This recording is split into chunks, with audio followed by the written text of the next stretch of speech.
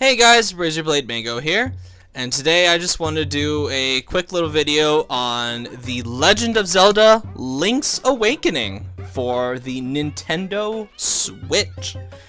I know this one is a couple weeks late because I've just been busy and now it's October, so the games are shooting at me with the speed of a baseball at a batting cage.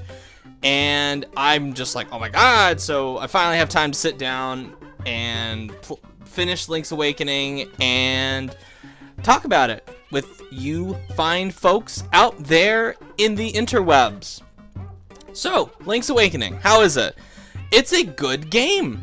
It's a good game that's good. Yeah, it's a good game.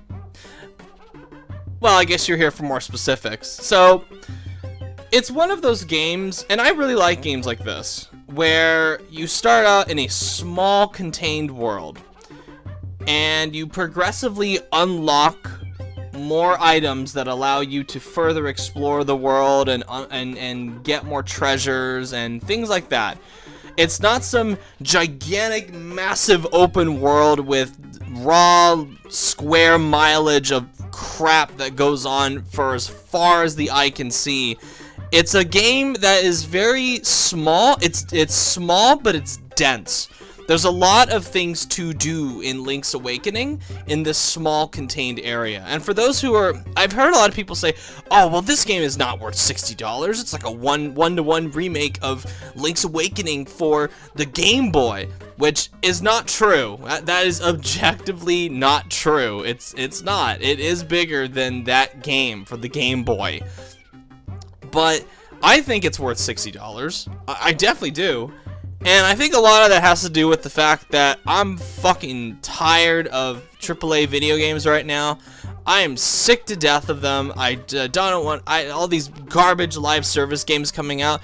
This game is, and this word is not meant to sound condescending. This is a very simple game. Link's Awakening is very simple, almost deceptively simple, because there's a lot of depth underneath it. And I'm not talking about depth of gameplay, I'm talking about depth of content. There is a surprising amount of stuff in this game to do, especially when you look at the map and you go, oh, that's it? That's all I have to explore?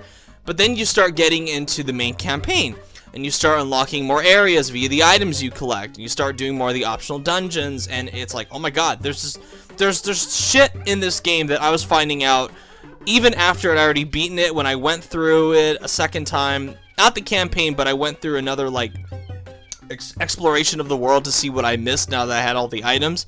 And I was shocked to find out how much I had missed, or how many secrets there were left to explore. And that's the beauty of what I like about Zelda, is that it's all the little secrets, little hidden secrets that are in there that just make your brain kind of like give off a little, like, oh, it surprises your brain, which in turn makes for a more enjoyable gaming experience. And I also think a big part of why I really like this game so much is that aesthetically, it's fucking charming. It looks gorgeous. It is this really nice, like, miniature toys come to life kind of art style, and I love it. I think the music is great, especially the music you're hearing right now, which is the new theme for Animal Village that I absolutely adore. And if I were to have any complaints about this game, it would be, for one thing, I think there are definitely issues with it being from the Game Boy era. I think the combat could have used a little bit more to it, because it kind of is a little bit overly simplistic. It's the dungeons can be very hit or miss. Some dungeons I really liked, others I thought were a gigantic pain in the balls. I absolutely hated quite a few of them. And not enough to really sour my enjoyment of the game, but there were just a few that I think went on for far too long. Just had one too many sections that were like giant roadblocks where they're like, okay, what am I supposed to do now?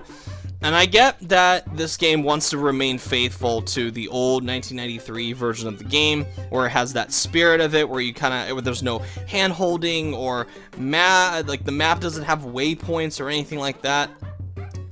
It has quality of life improvements such as the warp points, but not enough to where it brings it up to being, you know, this big modern game. It's still very much in the spirit of the Game Boy game, and I think that works for the game and against it at some points.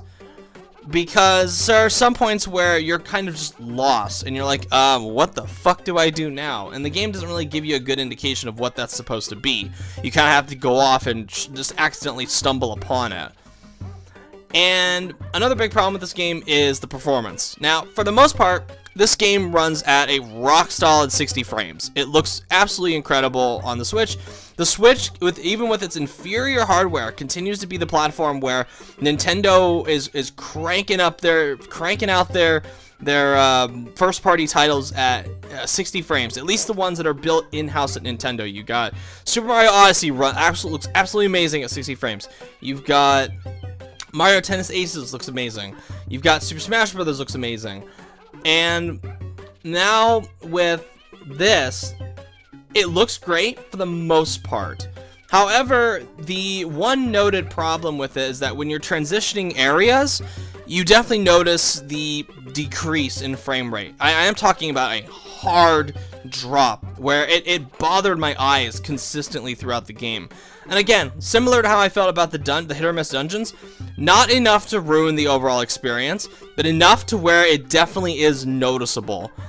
And especially if you're somebody like me whose eyes are all fucked up and who likes having a solid frame rate throughout an experience so I don't get a headache, it took a little bit getting used to once I realized that this was going to be a problem throughout the game. And while I don't accept it, I definitely think it's something that you will get used to, because when you're switching from area to area, it drops from like 60 to 30, and then it bumps back up to 60 after a couple of seconds of the world loading in. But if you're somebody that's really sensitive to frame rate drops, you might have a little bit tougher time with it than myself. But overall, those are just my thoughts on Legend of Zelda Link's Awakening remake for the Switch. Would I recommend it? Yes, definitely. It's a nice video game that's nice, that isn't trying to butt-fuck your wallet for more money. You pay the $60 and you get a complete experience. It's got that classical Nintendo seal of approval on it. How about that? Amazing. What an amazing concept. A video game you pay $60 for that doesn't try to butt-fuck you for more money. How about that? Anyway, thank you so much for watching, everyone, and I will catch you guys later. Bye!